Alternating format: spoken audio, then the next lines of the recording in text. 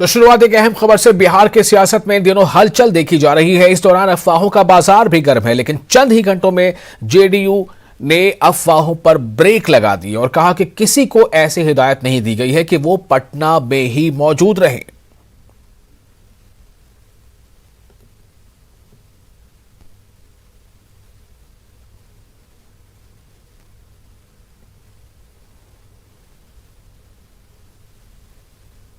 अब पता नहीं खबर कहाँ से चल रही है।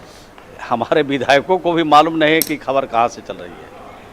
कई विधायकों ने जो ये समाचार पत्रों में खबर चल रही है उसके बारे में हमसे जानकारी चाहा है। हमने कहा कोई इस तरह की खबर नहीं है और कोई निर्देश नहीं है और पता नहीं कहाँ से हवा में खबर चलती रहती है, तो हम लोग के समझ से भी परे हो जाता है।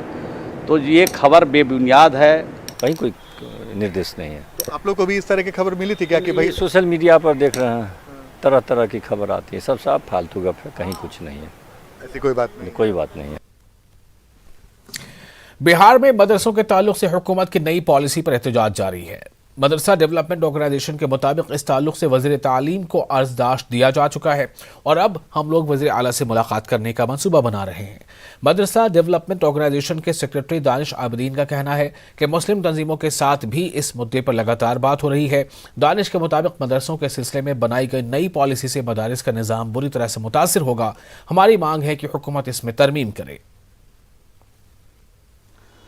देखिए, हमारा शरिया में मीटिंग हुई थी, कई बार मीटिंग हुई है इस सिलसिले में।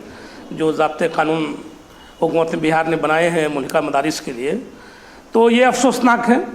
बाइत्तफ़ाक़ करार से ये फ़ैसला लिया गया कि बिहार सरकार से जो है, बिहार सरकार के मुखिया मुअज़्ज़ज़ वज़ीर आला नीतीश कुमार साहब से एक वफ़द मिलेगी हमारा शरिया की।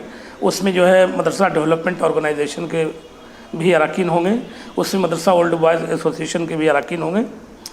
एक जो है वफ़द बहुत जल्द मिलेगी, अर्जदाश्त वहाँ दिया जा चुका है। अब हम लोग हुकूमत के फैसले का इंतज़ार कर रहे हैं। इसी के साथ इस बुलेटिन में फिलहाल इतना ही। आप बने रहे न्यूज़ 18 उर्दू के साथ। मुझे दीजिए इजाज़त। आदाब।